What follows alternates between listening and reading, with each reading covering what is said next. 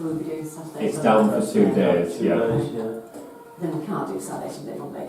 It's just, We did it last time. yeah, but not a good idea. I think actually it's more like Thursday, Friday, Saturday, Sunday, Yeah. Monday, because Yeah. you've got to put the grotto up and take it down. And all that. Well, yeah, it's the preparation. It'll be a preparation day on that Monday as well. So if you're proposing to win this Saturday, I'll second it. What I propose is to move that to the 15th of December, so that it be the Monday after.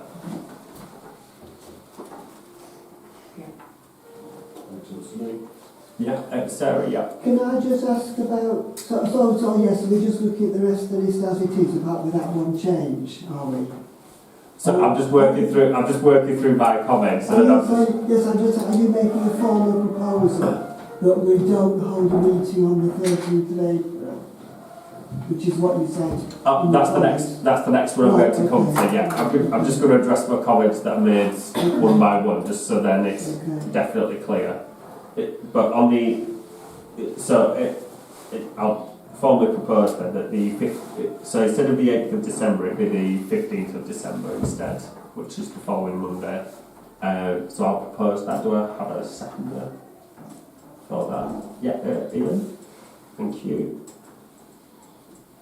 And votes in favour of moving that to the 15th? Excellent, thank you.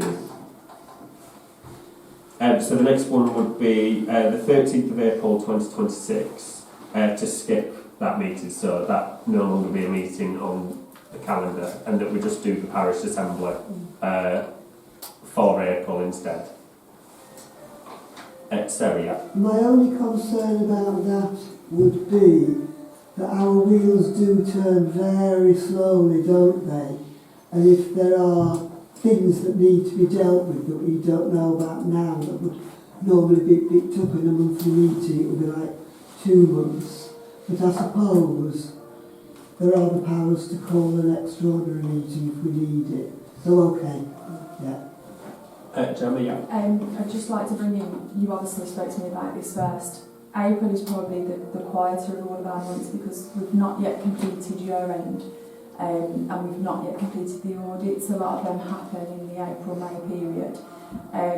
So like for example, the next agenda, other than potential councillor motions that I might receive, I don't really have much for the April agenda because we take care a lot of it in the first part of the year and then into May and June. So when we spoke about it, if anything, that was the month that's the quietest, in my personal opinion. And like you said, the chair can always call an extraordinary. That's not a call that's just searching for things to put on the agenda, by the way. We can have a quiet one. Yeah, we're at year end, so I'll appreciate a quiet one. Felt like you were asking for more. No. I'm justifying even quite a next year for year end. So I'll propose that we skip the April meeting. We could call an extraordinary if we do feel that is needed instead. So there is that power there to do that. So I'll propose that. Do I have a seconder then, please? Lynn, seconded. Votes in favour then of skipping the April 26th meeting. All in favour.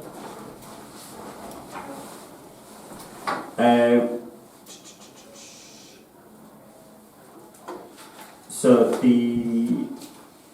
my next comments were over the personnel meetings before the full council.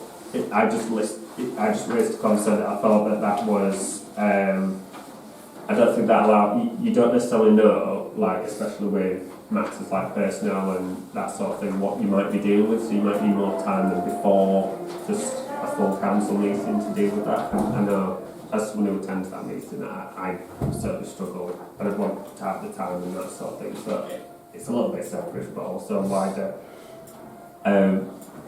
So I'd propose to defer those meetings and to review that back at the next meeting with alternative dates. So that's my proposal. Do I have a seconder to defer the personnel dates? To be brought up at the full council meeting. I'm quite sure. So basically, the personnel dates would be reviewed in May instead of, would be reviewed at the next full council meeting, so April. Does this need to be reviewed in this meeting? Can it not just be agreed by the personnel committee when they meet? I was just about to say, Chair, it might be better to defer it to personnel for them to set the dates rather than having a meeting. Yeah. Yeah, Otherwise we the can do sound that. will come Fair back. time, and We can do that instead, yeah. Yeah. Yeah. Because we'll have to have a set of dates to discuss when Yeah. it comes back, won't we? Yeah. So defer to personnel. Yeah. But do I have a seconder for that then, please? John, seconder, yeah. Votes in favour? Are you in favour, Sean? Yes, I. Oh, yeah. Full house, thank you. And regarding the village events, I think, do we need like a proper discussion for events in terms of whether it's Tuesday or Thursday? The first two wouldn't make any difference to me. The October and February ones I would probably struggle on Tuesdays. Yeah. So, but the May and July, I should be all right either day. Can I just ask if that's okay to speak? Yeah, of course it is. Is it the times? Because it's a subcommittee, so it can be held during the daytime.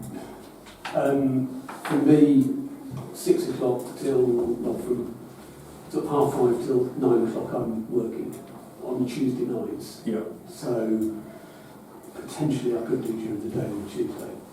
But Thursdays I very rarely work, so should hopefully be all right. Thank you. So maybe it's a defer to the committee that person. So I propose then if we defer village events to the committee to formally go through its dates of when it meets, if that's okay. Can I get a seconder for that then, please, as well? In seconding, the votes in favour of deferring it. Okay, thank you.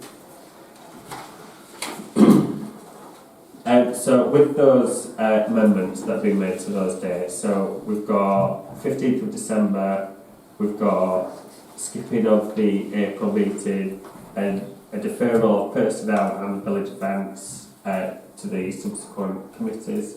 Can I get a proposal second for the dates and the reviews and those amendments that place? So John proposing, Amanda seconding, and votes in favour of that then, please.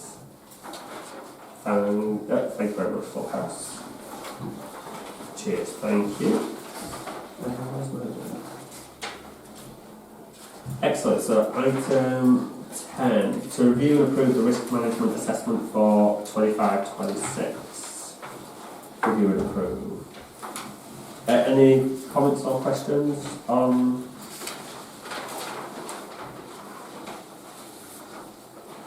Sarah, yeah? Yeah, I just again through you, Chair, to the clerk.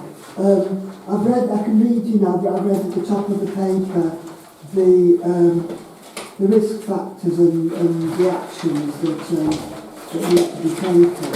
And the two tables. I was just wondering as I was going through how these gradings were arrived at, if John could just explain to us how these various gradings were arrived at for the different aspects of how we work. Yeah. Yeah. If that's okay. For those of you last year that reviewed, you'll notice that this one's a little bit different. It came back as just a note on one of our audits that we could do a little bit more in detail, and part of that was about the probability of something happening and if that was then to happen, the impact. So the key at the top is from a YRCA template document, but the individual gradings, which I think, Sarah, I think that's what you're referring to, how we've arrived at those yet. So each town and parish council is unique as to what they view their risk to be, and therefore it's not something you can just download and generically use across all town and parish. So what myself and our deputy clerk have done is basically gone through line by line in each of those scenarios, and we have questioned from our experience and our professional opinion how probable is it for that item to happen, and if it was to happen, how extreme would the risk be if that was to happen. And so basically myself and our deputy have come to each of those. I am up for review if any councillors believe that something doesn't quite sit right, you know, we can have a look at that. It is a risk assessment for all of us to be aware of our risks as a parish council and be responsible. Does that answer? Did I waffle a little bit there? Yeah, Does it thank answer? you. Thank Yeah. you. Any other questions or comments? Lynn? It might be really stupid, but I basically don't understand it. So if you look under liability, which is on the second page, risk of third party property, probability medium, impact severe, drag rating amber, and then the next thing says the insurance policy in operation adequately covers risks to third parties. So I don't understand why if we've got lots of place to cover it, why it's still red. Does that make sense? Yeah. So again, in our personal opinion, that yes, we've got the insurance in place to cover it, Yes.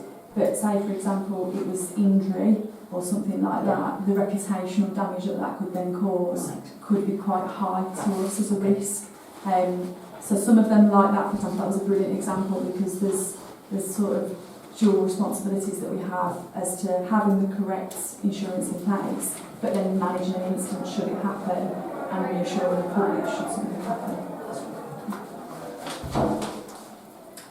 Ian, yeah. I mean, my question was going to be very similar actually on that liability one. So in most of my work in business, when you do a reg rating like this, there'll be the pre-control rating and the post-control rating. Would we consider doing that? So with that one, it's a high, but with the insurance in place, it might bring you down to a medium, for instance. We absolutely could introduce another column like that and go, no I haven't, is the answer, I haven't done it in that way, but I'm open to it because like I said, this is a draft 2 of what we had already, so open to all suggestions of anyone's experience. I don't add extra work to you. No, it's right, that's what it's there for, so yeah, I can take that on board. Lynn, yeah. So, given what you've just said about the difference between the reputational and the financial risk, would it be worth, just ignore if it's stupid, would it be worth splitting them? Because, for instance, the liability, I think it's a good example, you could say that the financial risk is green because of the policy, but the reputational risk is red, and aren't they kind of very different consideration? We could do that, yeah. Open to any feedback, whatever we think's right. Yeah, any other comments or questions? And how would we like to move forward with this? Taking on board like some of the comments, would we like to add columns or what would you like? Do I make a suggestion? Yeah, Okay? please, Just yeah, from from the back. If it's okay, Of course. if this is something you've got experience with, I would be happy to work with Ian to put something together and then bring it back to the next meeting. To add in those factors that we've just mentioned, unless someone else has got more experience professionally. Yeah, Just how does that sound to everyone? yeah, sounds good. Volunteered. Should have said the picture. Yeah. So can I get a proposer for that action? So proposing. Formally propose that, yeah. Yeah, seconder then please. Lynn seconding. And votes in favour then please. All in favour. Thank you very much. Sorry, thank you. Sorry, thank you. Excellent. Item 11, to receive a grant request from Ackworth Drop-In for funding for 2025-2026. Gemma, do you mind just giving a brief of what the Ackworth Drop-In is? Because I was hoping to have some further completed paperwork of our grant application forms. I've not received it yet. And obviously as the new financial year is approaching, it's important that council review. So please feel free to jump in because there's some of you that might know more than me, but in my last 18 months, the way that I'm familiar with it is we have a monthly group that is run by ex-councillor Joyce Evans, who runs what is called the Ackworth Councillors Drop-In session. I believe years previous it was an event that was set up by this parish council, and similar to the coffee morning that we currently have, the idea was born from an informal setting where councillors would be present and the community could come in and from a social point of view informally ask any questions. That's my understanding of how the group originally was set up. As terms started and ended and councillors left, the current event, how it's run today, is still run by Joyce, but obviously she's not a councillor, and there isn't any current serving councillors that attend the event to do that sort of drop-in sort of set-up. It's not classed as an Ackworth Parish Council official event, so what I mean by that is it's not run by Emma. So it has very much become a group of people that come together every month, and it usually tends to be the same people, to socialise, to obviously get together, they have food, they have raffles, they have bits and pieces, but it's not officially an event, so therefore it can't be in the event's budget. So Joyce is aware of this, we've had that chat because it's just evolved over the years and I don't think it's been re-reviewed by council. Therefore, the funding of the event, which has always been historically completely funded by Ackworth Parish Council out of the budget and the precept, it needs to be reviewed basically. So we do have in our current budget a grant section which we have £2,500 budgeted for, and from that things typically like the Ackworth Senior Citizens Tea comes out of that, and the pram race comes out of that. So basically the request is that the Ackworth drop-in for the next financial year, there's a grant that's being put in for £500, which is typically how much it is to run that for the year, is put forward for council to consider. The only thing that I will say obviously is that if the approval is rejected, obviously that would mean that Joyce can no longer continue, and that group obviously wouldn't have the funding to run this coming financial year, which she's very much hoping and expecting that she can continue because it does serve a group of community members and residents. Okay, Did I thank you. cover that? Yeah, I did cover it. Yeah. And absolutely fine. Ian, you? Yeah, sorry, I mean, it's the first time I've heard of this, to be honest with you. So, I mean, how is this any different to like the coffee mornings we run at the moment? And is there a massive overlap between the two? So, in short summary, it started off as like a coffee mornings thing. This predates me as well. It's kind of become like a social community sort of like group, sort of like thing of which various villagers sort of like attend and they do activities and stuff. So it started off as one thing, it's become something else, but it does need, so it does have like an audience, if that makes sense. And it has in previously, and so it's gone through the formal grants format. Is there not merit in combining the two? So rather than having a coffee morning with parish councillors? I think that's a different discussion. Obviously we're dealing with the grant to allow what this has become, which is the community group that's called the Ackworth Drop-In to continue, essentially. And I'll come to Susan next, then Sarah. Sean, did you have any on that? Yeah, I believe that we have a bingo and things like that, don't we? Yeah, I'm just going to bring Susan first. I'll just check you were. Yes, Susan, please. Having attended it once, it does seem to be a regular meeting forum for a group of older residents to get together, who know each other well and enjoy each other's company, play games, and seems a pretty worthwhile thing to do for older residents. Yeah, Sarah. I was going to say something similar. I mean, it's not it is a regular attendance, but theoretically it's open to any resident to go along and be part of that group. And I think they do organise outings and things, but they're self-funding, aren't they? They fund those themselves. This is like the annual cost instead that they're applying. So I would support it because it provides, it's a social meeting a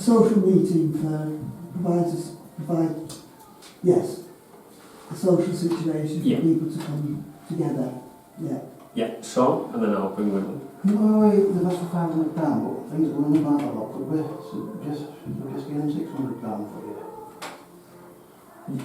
Personally, I'm going to stick to what they've asked for. So, like they've asked for £500, so if that's what they're saying they need, because do bear in mind that we've got a budget allocated, there might be other things we need to fund and it'd be. So I think if they wanted £600, they should ask for it. And there's nothing stopping them from asking for an additional £100, say, next month or whatever, and then that can come to us as necessary. So I'll stick to like what they've put. That's okay. Let me. How many people go to it? Okay, so Yeah. so Joyce does run it still very as much as she's previously done. So she comes into the office, she gives us attendance and bits and pieces, and raffles self-funded. To answer your question, it's usually between 18 and 22, roughly that volume. But that some days, because it's a drop-in, it can be higher. And is it made clear that there's other people can attend? So that again, Is it made clear to sort of people in Ackworth that they could turn up and attend? I think others might have to answer that. I don't know. I'm assuming it does, but I couldn't answer for sure. It's open, I know that. I'll bring Amanda in and then I'll come back to Susie. There's a lot to be said. There's no point having 2 coffee mornings. That's really well attended, isn't it, from the sounds of it? Ours isn't. We need to make the 2 meets somehow, don't we? Is it a daytime thing? I think this is slightly a different discussion because again, as it's become like a social sort of thing, I think that for that to happen, we'd have to perhaps have discussion of that, like whether it be village events or amenities or whatever. I get where you're going though. Like I do. Yeah, silly works, isn't it? One that's not attended much, and we could go to that one occasionally. I think it's save on the cake budget. it's very valid. Waste. Yeah. I'm just going to bring Lynn in, and then I'll. It was only just to add to support the announcement. Yeah. Sorry, my concern is that if we're funding this, then we should make sure it's clear that